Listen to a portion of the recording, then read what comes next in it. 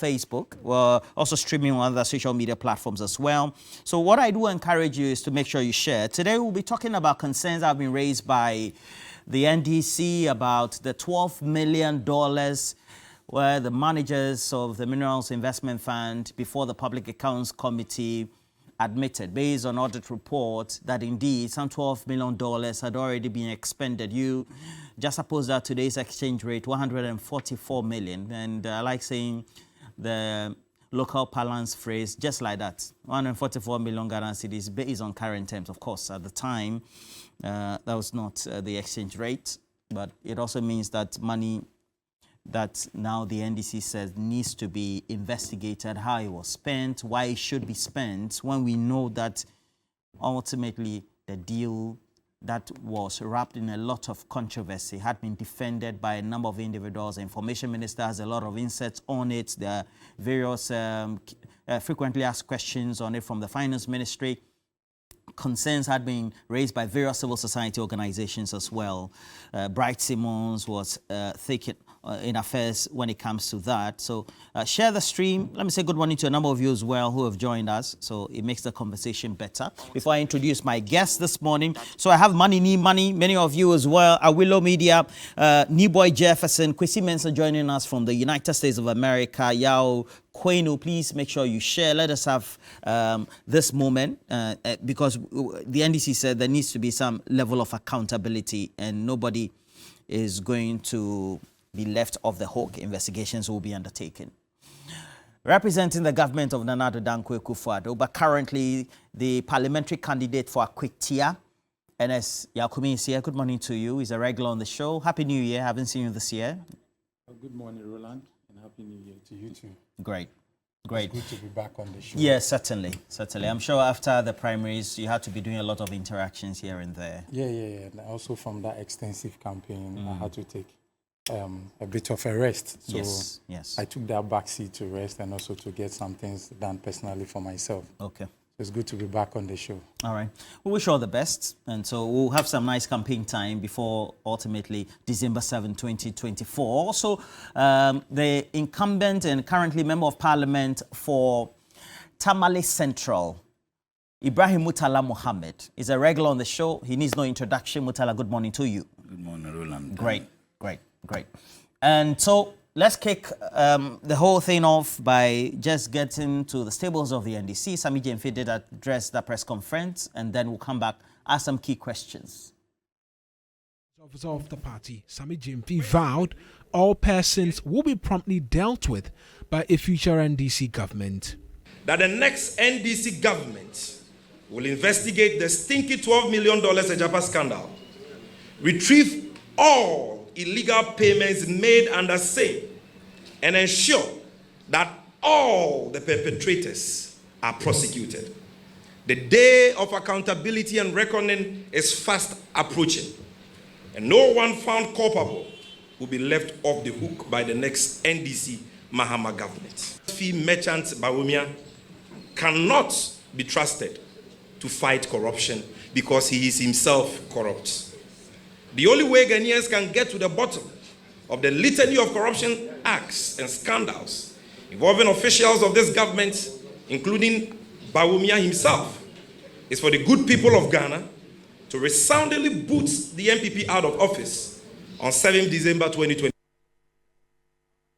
Now, and so Ernest, how is this when it comes to the call that has been made by the NDC ringing in the corridors of power? How has it been received? Well, Roland, let me say good morning to Ghanaians once again. With a call by the NDC, for me, I think it's a fair but a deceptive act by the NDC. And if you listen to my friend Sami Jemfi yesterday very carefully, it appears that he's asking for accountability with respect to the Agyapa deal. However, he runs ahead of himself and concludes by saying that it's a corrupt activity, and when his government is in power, they're going to make sure that the perpetrators are brought to book. So on one breath, you are asking for accountability, which is a strong pillar of governance. So yes, it's fair for you to ask for accountability with respect to the deal. But how do you get ahead of yourself and conclude by saying it's a corrupt deal, So in the end, if an investigation is constituted into this matter, how do you accept the outcome of that investigation? Because you've actually concluded on the matter already, but that the mere fact that $12 million had been spent by the institution, it necessarily means it's a corrupt activity, without even delving into the matter, what expenses occurred, what the monies were used for, whether they were useful ventures or not. Be it as it may, I mean, we all know that the Agyapa deal is a new company that is being incorporated. Under pre-incorporation, you can incur such costs. It could be profit, it could be a loss. But whatever that what matters is that at the time when the company has been incorporated, the promoters are supposed to give an account of what the monies are used for. So at this stage, yes, for me, considerably, it's a fair ask for you to demand accountability. But for you to necessarily put it into the framework of corruption and begin to demand that when your government is in power, you are going to prosecute the people, I feel it's a deceptive agenda that the NDC is putting out there, especially where they keep saying that the natural resources of the state has been mortgaged under the Agyapa deal. They are wrong? It's wrong. Time and again, it's been explained to us that there are no royalties or there are no natural resources being mortgaged in here. It's a case of leveraging on the natural resources to get some capital into the system and also to undertake certain special projects. We've been told that it's just a mining company with this innovative idea of financing other mining companies with projects so that royalties or revenues will be earned at the end of it all.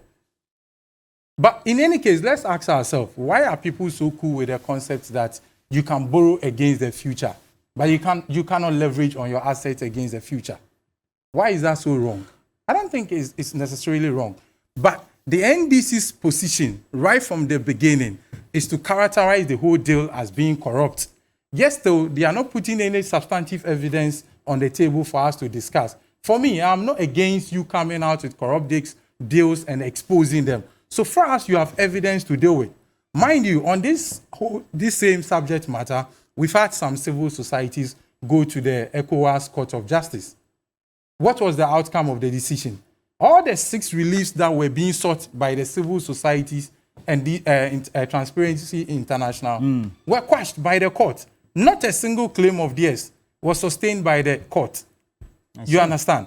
So at this stage, for you to just be throwing... So because civil societies questions that they had raised were not sustained at the courts, they're wrong. Just because they wanted key transparency issues. Because would you know or recall that there were key concerns that were raised? And I think that if even you were in opposition, I'm sure you would have raised concern. For example, that company itself was incorporated in the Cayman Islands, an offshore company. And we have an individual, you know Bright Simmons? Yeah. Bright Simmons is the vice president, honorary, of Imani, Ghana. Bright Simmons describes the Agyapa Royalties Deal as unconscionable and unpatriotic, perpetuating huge losses on the country. And you say that because it's the NDC that raised a press conference, is Bright Simmons NDC? No, the fact that Bright Simmons has said it, what is the grounds of this allegation? Because as far as we know, at the time when these concerns were being raised, some persons were of the view that the mineral royalties were undervalued. Supposedly, even if you want to go by that assertion, what alternative did they provide? What research went, for instance, if you say that I am undervaluing my property, then you should be able to give me an alternative value which may go in line with the cost or the real value of the property. But you cannot just allege in vacuum and say that it's being undervalued. Now, if you talk about where the company was registered, over and over again, the explanation has come to us that the company was incorporated in Jersey because of certain tax haven and advantages that it offers the royalties company. And in the end, it's going to be beneficial to those who subscribe in terms of the shares to the business. So for me, yes, people raise concerns about the business. But at the end of the day, all those concerns that were raised, what has been the legitimacy of those concerns that were raised by people? People keep referring to Martin Amidu's corruption risk assessments that he undertook. And I have said time and time again that, you see, for you to conduct a corruption risk assessment in itself, it's not an end in itself. And you cannot conclude based on that risk assessment that a corrupt activity is supposed to take place. When you undertake a corruption risk assessment, what it simply means is that you are trying to look at whether there's going to, internally or externally, there's a likelihood of that corruption taking place. So how do you turn back and say that based on that assessment that was provided by Martin Amidu, you are concluding that a corruption has taken place?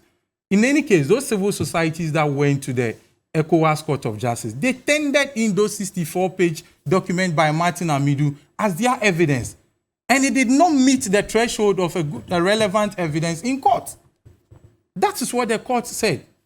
So for me, it's not just about raising issues about a deal. It's about proving it. It's about making it real for everybody to understand that, yes, indeed, these are taking place and there are matters that finds itself well within the frame of corruption. But if you cannot prove it, if you cannot provide evidence, and you are just speaking on mere speculations, yes, Sammy Gyamfi is asking for an investigation, a full investigation into the expense. Rightly so. We need to delve into it to understand whether the monies were used for the right things. How much went into rent? How much went into the release of the initial IPOs? How much has gone into consultations? How much were paid as management fees to? We need to understand these things. And when these figures are out, then you can conclude by saying that I think that there's a reasonable suspicion in here, or there's been a pecuniary loss to the state. But as we speak now, nothing of that sort had happened. But they are running ahead of themselves. Why do you, Mutala, keep spying on me? Nobody's watching. You're alone on TV. Okay, great. The way he keeps looking at me, I don't understand it. You see, so if you run ahead of yourself based on this Martin Amidu document or based on no evidence for you to say that you think that there is corruption and that when you come to... And in any case, I am not surprised because, I mean, it's not just the MIIF or it's not just the Minerals Incomes Act that Sammy Gyamfi is issuing such threats again. He's issued these threats against the military. He's issued that against police service. He's issued that against a lot of institutions, saying that when his party comes to power, he's going to deal with people in such positions. So it's not surprising for him to run ahead of himself by stating such a position. But I think legitimately so, what we have to do is that there's a clear issue of pre-incorporation expense. We need to go into it and understand whether the expenses are within the right threshold for us to ratify them when the company is duly incorporated or not. That is what we need to look at. And we know what the MIIF reps did say before the Public Accounts Committee, Mutala.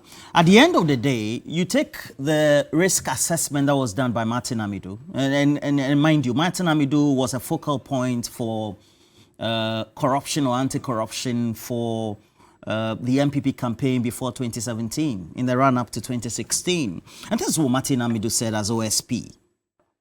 He says, there's no guarantee that the sovereign minerals income royalties being ceded to the Agyapa Royalties Limited, and we know that that company is an offshore incorporated company without a national consensus. So he agrees that there should be some level of stakeholder engagement and the analysis of the risks of corruption and anti-corruption assessment environment, as herein before analyzed, is not and will not be a leaking pipe in the public purse.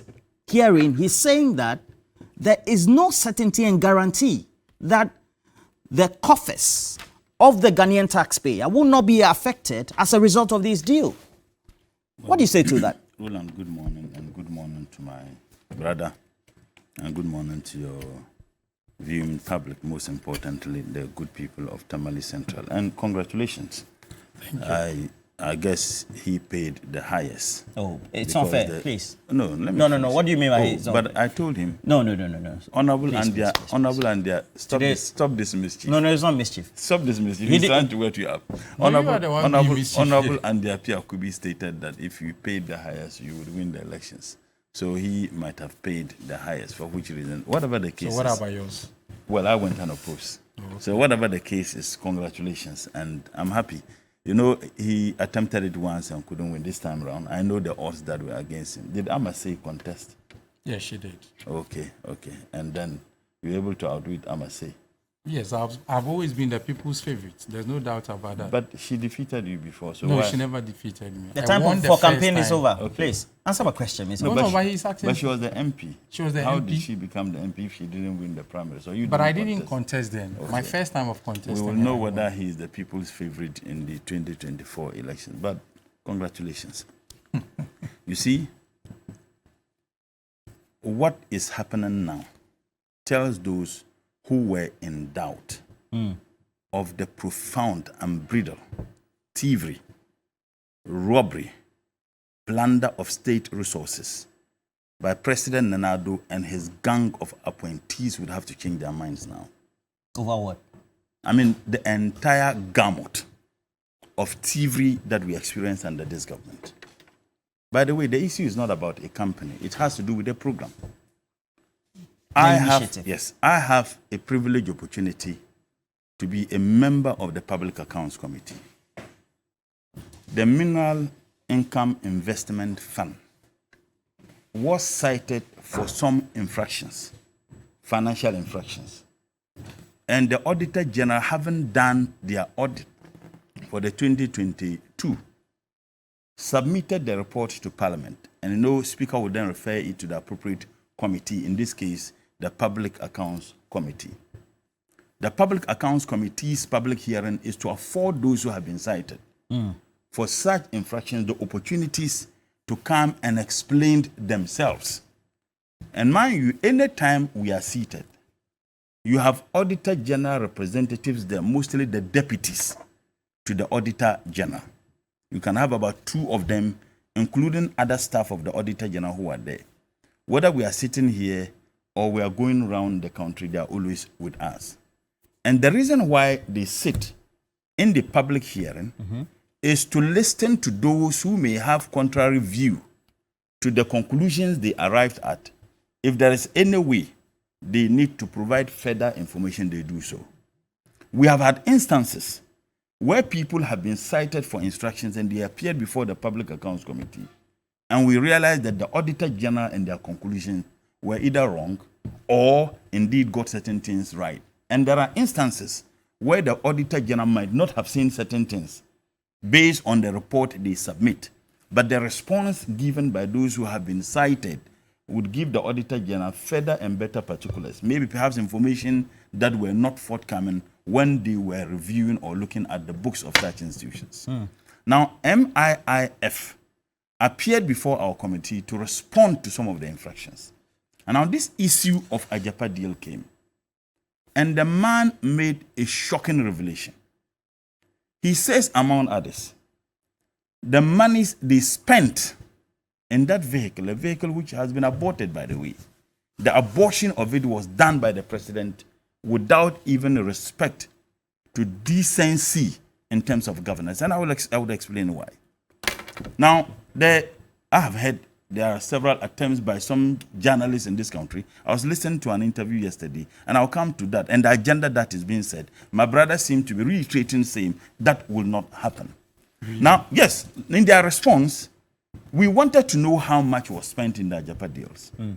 And he said, clearly, they spent about $12 million for the purposes of establishing an office in Accra and in London, and consultants. And I remember I asked the further question, who those consultants were. They should give us the list of the consultants, how much they spent given these consultants. And I can tell you the information we are picking is shocking. Some of those consultants would establish the relationship they have with the outgone Minister for Finance and the family of Mr. Nana-Addo. We would establish that. So again, that attempt, and I'll come to that attempt trying to, dilute the argument and saying that it's a particular committee in Parliament should take that responsibility. And I'll tell you what the agenda is. So it was very clear what they spent the $12 million in. Mind you, $12 million is over 120 million Ghana cedis. Kolebu recently, there was a problem at Kolebu which they needed 4 million Ghana cedis to fix. And the inability of Kolebu to fix it at that time made several citizens lose their lives. Kolebu. national service persons have not still been paid over 4 months of their national service allowances. The so-called, teachers and nursing trainee allowances, which we touted, which was indeed. What's your point? I would explain. Please. I listen to you. I am explaining why that money could have been useful and beneficial to the people of this country. Okay. And by the way, please. Well, you can determine what you want to do. NS. So that even strengthens my case. That we could have used that money for so many. No disruption. No, he's inviting. I'm not. I haven't invited. Okay, right. No, let's have a In decent fact, I haven't conversation. invited. You're usually a cool person. So I am saying that no, he's hurting. So I am saying that where we have national service persons who haven't been paid, NABCO trainees, government is still owing them. Lives are lost in our hospital because MRI machines are not even being fixed. Yet $12 million could be spent for the so-called offices establishment and the payment for so-called consultants. And we still demanding this particular. So the information as to how they spend the money is no longer in doubt. He stated it publicly on national television. So there isn't any further and better particulars that this man can bring or government can bring to convince anybody. What was shocking about this whole incident is the fact that when the president took the decision to halt the process, even the implementers of the program were not engaged. Look, that we are operating an executive presidency. But that authority to exercise by the executive president must not and ought not be exercised arbitrarily. More so, when over $12 million of the taxpayers' money was already spent in something, the implementers of the program are supposed to be the MIIF people. They have the technical capacity, the ability to do that. They were not even consulted. As a matter of fact, even after the decision was taken by the president to halt the process, he didn't even see the need to communicate to them. Well, somebody says it's not untoward. Hold on. No, absolutely untoward. You are a host of this program. TV3 has management. TV3 decides that this program should last not more than 30 minutes. Already you are having this program for an hour and some few minutes. They took a decision that this program should not last more than 30 minutes today without communicating them to you. Would that be appropriate? So I am saying that the president didn't see the need to even communicate to them either in writing or verbal communication. Instead, based on the response that was given to the committee, the president communicated to the Ministry of Justice and Attorney General. How ridiculous is this? Now, you see, you find it extremely difficult to see semblance of decent institutions that are supposed to be operating. So what's your point? That the lack of communication. Apart from the communication, first and foremost, is fraud with corruption, and I would establish that it's fraud with corruption. More so when the office of the special prosecutor, when he said that there hasn't been any evidence, the office of the special prosecutor's report was emphatic that there were breaches to Financial Management Act, procurement laws, and even the Constitution of the Republic of Ghana. It's right so there. Everything, the office and this government has not yet responded or challenged all the breaches identified by the office of the special prosecutor as far as this vehicle of Agyapa deal is concerned. So I am saying that there has been a violations of law, and anything that is done that violates the Constitution, violates our financial regulations and laws, is an illegality. And therefore, when you spend money advancing an entity that is illegal, that is corruption, you can come to that conclusion. But you see, Roland, let me make this point.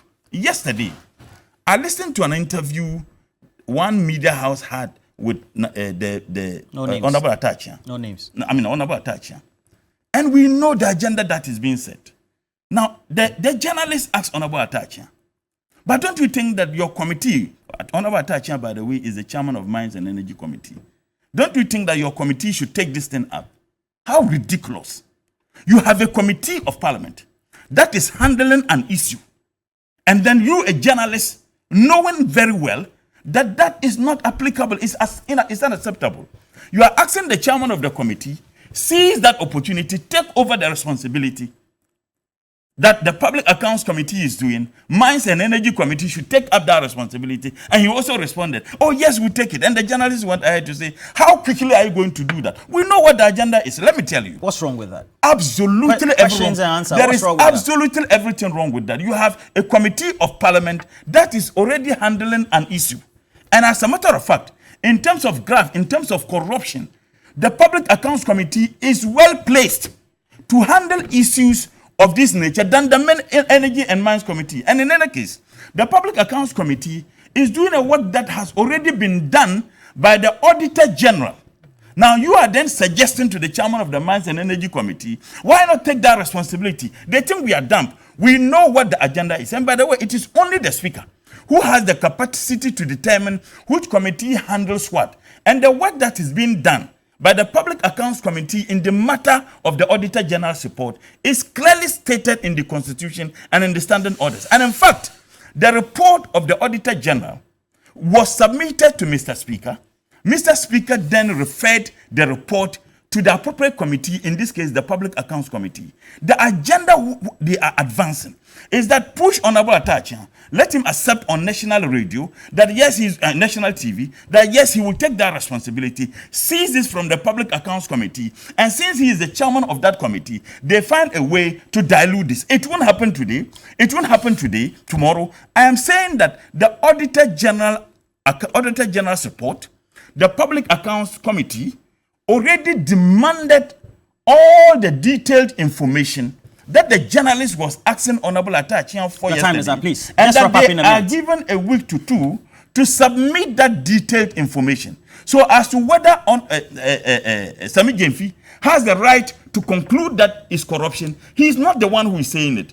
The Office of the Special Prosecutor established that there were violations of the Constitution, violations of the Financial Management Act, violations of procurement laws in this country. Your government has still not responded or challenged the violations that were identified and stated and concluded by the Office of the Special Prosecutor. Until such a time, you said that the Special Prosecutor lied, there wasn't any violation of that sort. There is corruption. Yeah, right. You know, the standing document, an outcome of any investigation or risk assessment lies with what Martin Amidu did, of course, as a special prosecutor, following incessant calls by civil society, etc. Because civil society, while raising concerns about nepotism, there were individuals in government who were said to have had their sons, etc., related to the entity, etc., for which we had even the Minister of Information defending some others as well during the period.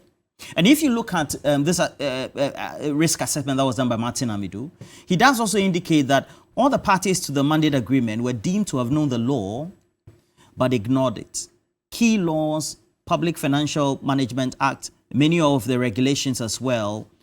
So, as a result of that, the conduct, according to Martin Amidu at the time, and also raised by the media and civil society, appears to have been in furtherance of suspected bid rigging based on the assessment that was done by him. So, the conclusion he makes is that, based on, if you do a thorough reading of this one, that there was a certain hatching of a plan and raising concern about a decision to mortgage Ghana's own mineral resources, what royalties thereof that we could get based on a future date for the benefit of some few individuals.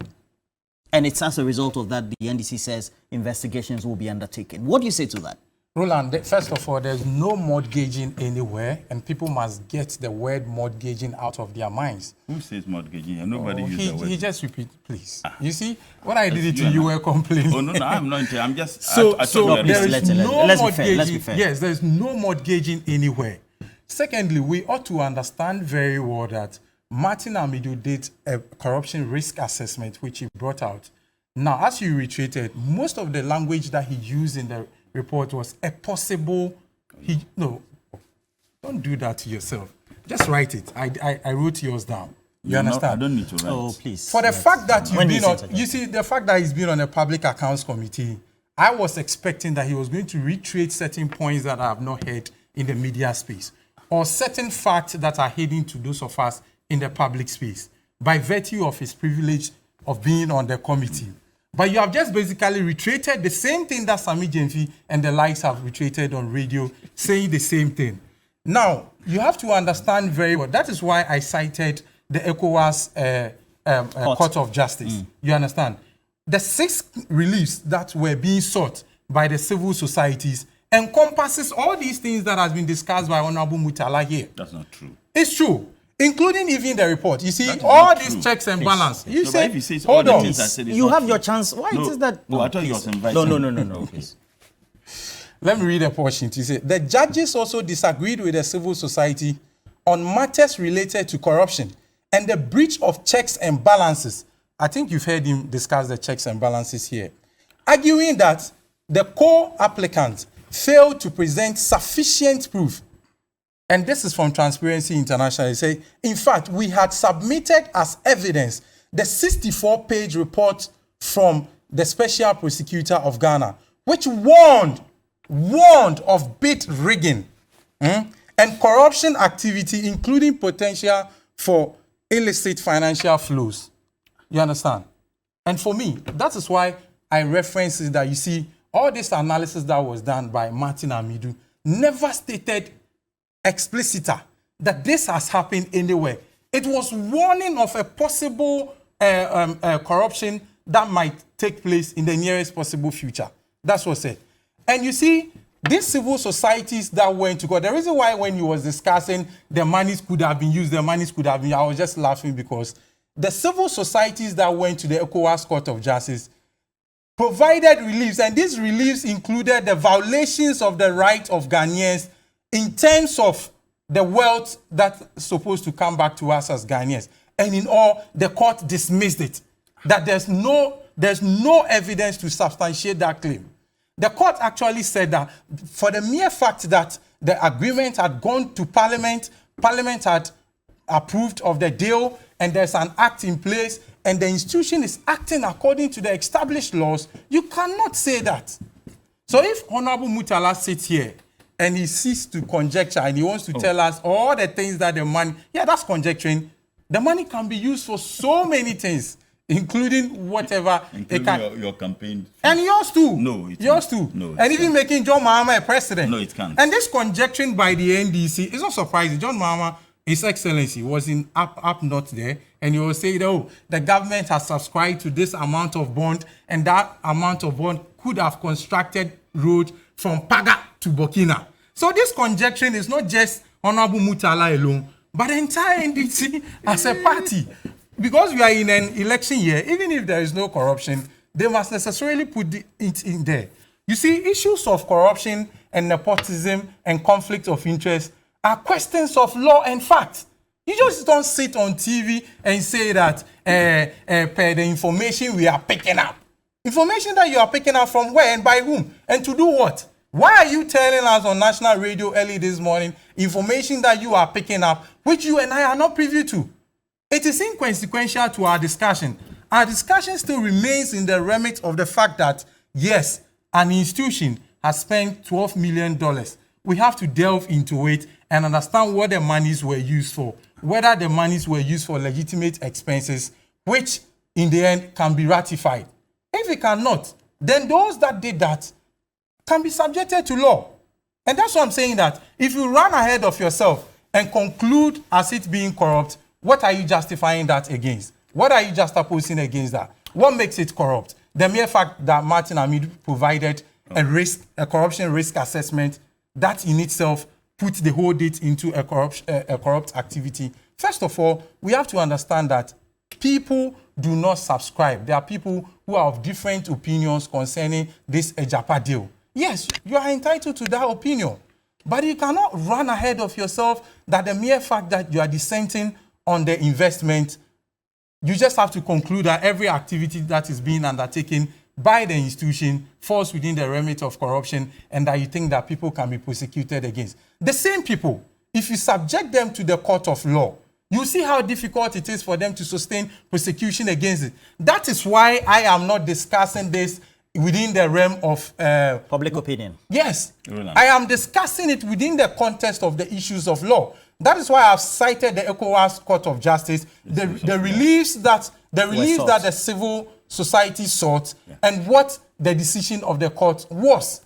So all these things that you were discussing has been discussed there. Now you can just please. He hasn't finished. All this Allow him on. all this issue of you coming back and telling us that the money could have been used to build possibly a new Kolebu or make John Mahama a president or construct road to Paga and all this. There are 1,001 reasons that you can spend those monies because it's an opportunity cost. At the end, there is a priority. The government at the time decided that this is something that was going to bring in money and is going to help us develop as a nation. And it's a risk that the government was taking. Exactly. So you can situate it in whatever context. And you could have done so many things that you want to put it. But so far as you continue to list whatever you, in your mind, you think that the money could have achieved, at best, it just falls into a propaganda realm, which does not achieve anything. Well, the people of this country have been subjected to several insults this morning by my honorable friend. Now I explain why. So I ask you that to it. The subject of trying to gain from our royalties for a future value and at a future date is a policy intention, we're told. And if you read what also the Ministry of Finance on policy intention has been even before the Akufo-Addo-led government came into power, was a policy that was expected to be pursued. So the question is that if it's being pursued now or was pursued, then what's wrong with it? Tom, Dick, and Harry can have a policy, but as to whether that policy intention and yours to the benefit of the people of this country, for me, is significant. Okay. This issue was raised, and we explained clearly what the policy was. It was to be done by Ghana. The companies were supposed to be wholly owned Ghanaian, and every single dime was going to remain in Ghana. And I have heard him repeatedly, peddle that falsehood that people went to Ecowas court was not on the substance of the matter. Parliament voted, and you use your majority to get the vote. Hold on. You are saying please, hold. I'm saying that you said it wasn't on the substance. So go ahead and establish the point. Why have you all of a sudden switched to Parliament? Have you? You are speaking on a matter You are not listening. If you are listening, you would have taken your time. What NS has been saying so far over the last 10 minutes has been that civil society and their coalition. Why did they go? They raise key questions and put certain issues before the court. What were the whether those issues or reliefs that they were seeking were upheld by the court. I'm saying that why did they go to court? He should tell us. These were the reasons why they went to Ecowas court. These are matters of public record. Good. I'm saying that, yes, these were the reasons why they went to Ecowas court. And he's talking about law. In terms of adjudicature, as to what matters in this country, Ecowas court is secondary. Get that very clearly. Hold on. Get that very clearly. Get that very clearly. I don't know whether you are a lawyer. I am not. But I understand these basics. That you don't tell me because they went to... And I'll give you an example. Chachu Chikete's case. He went to Ecowas court. The Ghanaian court took a decision. You sit and then you are telling me law. Now, if you are so concerned about law, Martin Amidu said that the Constitution of Ghana was violated. The Public Procurement Law was violated. Financial Management Act was violated. You are yet to respond to this alleged violation stated by Martin Amidu in his risk assessment or corruption risk assessment report that he made publicly. Now, until such a time that you challenge Mr. Martin Amidu and says that there were no violations of any law in this country, you can have that courage to speak on this matter. And in any case, now he's talking about information has not been provided. The Mineral Income Investment Fund boss palpably stated what they spend their monies for. He stated. And in any case, the president on that same television, your station carried it. He also said that it was a decision taken by the president to halt the process. Now, without providing anybody in this country the reason why that decision was taken. And don't think that in a democracy we deserve to know. Don't we think that the president owes us that responsibility, telling us that these are the reasons why I took the decision I took? The fact that the president has the authority to do that, that authority must not and ought not be exercised arbitrarily. And that is why I said that you find it extremely difficult to see any semblance of independent state institution operating under President Nana Ado's leadership. And it looks as if He runs this country like a king, not as an elected president. But please, he runs this country like a king. In a kingdom where he's an elected president, I'm saying that you're a legislator. You cannot make these statements. I say he ran this country like... He is elected on the ticket of the MPP. Please, and you're a legislator. So make statements that I'm saying that it looks as he runs this country like a king. I'm not saying he's running this country as a king. He runs this country like a king. Don't you think that in a democracy we deserve to know? Don't you think that there should be an official communication to the people of this country why the president took the decision he took? And don't you think that the implementers of the program, the MIIF, who had the technical capacity, the vehicle or the institution through which the vehicle was supposed to be operating, that they were not even communicated to, that the president even didn't tell them why he was halting the process, and that the only institution the president communicated to was the Minister of Justice and Attorney General. And in fact, the boss said that he heard that it was the Minister of Justice and Attorney General that was communicated to. And you think that we don't deserve to know? And this argument that we still do not know how the monies were spent for, we have been told what the monies were spent for. He told us they spent the money to rent an office space in Ghana and in London. How much was spent? Please, hold on. You say you've been told, so tell the public how much Hold on, listen to me. They were public proceedings. Listen, you see, he's not listening. And that's why the agenda, using a section of the media to say that the Minister of Justice and, the Mines and Energy Committee should seize that opportunity to deal with it. When he gave that here, why do you? I've just told you. You've repeated this like a third count. I've just told you, Honorable Attach was interviewed on a radio station. He's close. Hold on, he's close with the capacity to talk on the issue than you. He's the chairman of the Mines and Energy Committee. He's a senior member in your party. And he has articulated his position. But if you I am interrogating. And you try to align my thoughts to what he said there. I am interrogating. Please. He's saying that I'm not aligning. I'm not aligning. But you said that there's an agenda which... Mr. Mutala, he's saying that he's listening. His opinion. He says his opinions are independent. You are getting ahead of yourself. Do I care what his opinions are? Yeah, so state don't I have the right to state? Ernest, he's stating opinion, I'm stating facts. And between an opinion and facts, which one should you take? I am stating what happened on a radio station. Look, if you want me to mention the journalist's name in the media house, I'll mention it. No. It happened yesterday around 5:30. No. And I'm saying that he's the chairman of the Mines and Energy Committee, the same agenda that is being prosecuted. Why? Look, every single thing on which the monies was spent, they told us. The MIIF man has the capacity to tell us what they spend the money for. God, they spend the money. He told us that they spent the money to get an office space in Ghana and in London. They also spent part of the money to pay the consultants. We then demanded to give us detailed information. Now, if you are asking of the detailed information, that is a different matter. You said hold on, please. You are not asking Ms. Much I do about nothing. He told us why he spent the money. Oh, look, if you tell us that we spent 10,000 Ghana cedis to run New Day on TV3, that is enough and information. If you want further information, we ask you, how did you spend the money? How much did you give to this? As a committee, have you tried to ask? In fact, we asked that question. That's why I was shocked that journalist was still insisting that the Mines and Energy Committee should seize it to look into it. That journalist should appreciate our How does the NDC investigating this? Well, look, let me tell you. I have just sat here and he is questioning why I'm making the statement I have made. I said we demanded further and better particulars. The Committee of Parliament is provided with a lot of information. Instances where we have, in fact, Public Accounts Committee, where we even have people who appear before our committee. After that, people will send some information. I can tell you that the money spent is way, way higher than even the $12 million.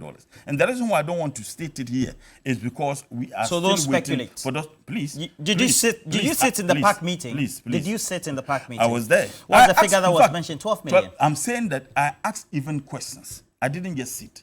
I demanded to know the list. If I asked that specific question, the list of so-called, if you like, consultants. And you see, what is curious about this? The MIIF people are clothed with the capacity to have done what the so-called consultants did. They could have done that. Why did you draw that conclusion? The Minister of Justice and Attorney General, Minister of Finance, they have people who are clothed with the expertise to have done that negotiation, to have done that, operationalization of the vehicle without we spending this whooping 12 million Ghana cedis to do same. In any case, if you have a program, why would you spend such monies procuring an office? Now, if we have spent all these monies So the president was aware that $12 million was spent so far on this matter, yet he halted the process without telling us the reason why the process was halted. And don't you think that in a democracy we demand to know? Don't you think that the president, whose comfort is ensured by our taxes, should be telling us what they spent the monies for, why he took the decision he took? So tomorrow, the president just decides that we are not going to have students going to secondary school again without providing us a reason. Parliament, if you want to have any information from an appointee of the president, so-called, or who represent the Agyapa deal based on supervision, it has to be the Minister of Finance, and you can raise a question. No, and please, that please. Minister of Finance Once again, you are also deflating the issue. We have people who operationalize the program, who are supposed to be the implementers of the program. They appeared before a public accounts committee to answer questions on the matter. We demand answers. If they tell us that, look, we can't have the answers, the only body that can provide the answers you are demanding is the Minister of Finance. That is a different matter. But they are clothed with the capacity and they provided the answers. They provided what they spent the monies for.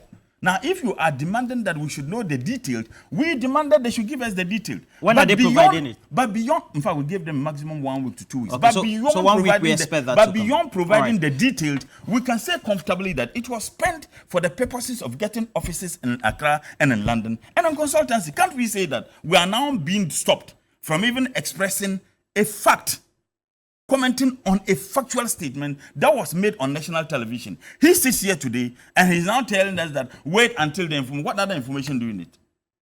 Roland. All right. So I sit here. Please. So we've concluded on this matter, and then we're going to the campaign issue. Yes. No, please. Let me just please. stop. He's just asking. Please. We are good friends. Speak. No, it's not a matter of being friends. Yeah, it's but a matter of a questioning. reasonable question. Which Ghanaians ought to receive You answer. work with the MIIF. No, they appear before the but he's committee, and the asking me subject as a and the co-panelist. Just give- and the subject matter. Don't worry, but No, please. Let's clarify this. The question I asked was, okay, when was the MIIF going to furnish PAC with the needed information? He says a week. Simplicity. No, he actually said. Okay, that. so say your bit on this, and then you begin your the campaign team that has been launched by the party. He's not interested in that topic. Roland, it is actually not wrong for anybody to sit on TV and ask or speak about the fact that the monies has been used for office rent, pay consultation services, pay for the cost of the initial release of the IPO and other stuff. It is actually not wrong. But when you actually go ahead of yourself and conclude of a possible offense or a crime, you understand? Which offense is that? Oh no, they have When you actually violate said the that. Constitution, is it an offense? Jeez. Is it an offense to violate the Constitution, Financial Please, Management let Act, him. Procurement Law? Is They it an have offense? actually Please, sat let him. here. He sat here. Sami Jemfi sat on TV yesterday and said that it is a corrupt act, and the money that there is going to make sure that the perpetrators will be jailed and all those things that he put out there. That is what I'm asking for. You see, the element of every offense or a crime is in the definition of it. So if you are alleging that someone is corrupt, you have to get the minute details of the transaction. No, the finest details of the transaction is what is going to give out whether the person was involved in an act of corruption. Lastly, you see, he made mention whether the Ecowas Court of Justice is a secondary court or not. It's inconsequential to this discussion. Ghana is a Commonwealth nation, you understand? And we belong to the common law practice. And decisions or adjudications by such courts can be cited in our jurisdiction. And as we speak now, please, you see, as we speak here, nobody has litigated on this matter in our court. On what? So does that preclude us from citing a reasonable authority by an ECOWAS court? What do you say? And you sit here and you just say, well, it's a secondary court if you don't know. How does the knowing that it's a secondary court matters in the substantive discussion of this matter? He's struggling too much. He's struggling. No, you are struggling. Your mouth is dry and then you are telling me you I'm are struggling. trying every possible means to put it in Let's a not propaganda framework. But let's not Get him no, water. you can get Get him personal as water. you want. You said I'm struggling. No, Yeah, but you're I'm saying struggling. I'm because who needs water you've to raised- drink? You keep shifting the goalposts to different realm, which is not Get him water to tangential to drink. this substantive discussion. I can decide to drink water or not. No, I'm That's helping not you, your my brother. business. No, that's your problem. No, please. But you are struggling this Let's not morning get to personal. put It's okay. the It's matter okay. into a proper context and Let's talk on discussion. the campaign issue. Yes. So Consent. what do you want to talk about that? You're calling me consent. Oh, No. please. He has forgotten this. No, please, you you don't. guys- Even if I'm consent, let's that's progress. okay. So- I just hope that if I use the same I said word, I'm calling you consent? but you said Don't I have the right to say, did I say you are consent? I said consent. That one will be crime. Roland, let's Okay, move on. so my question then is,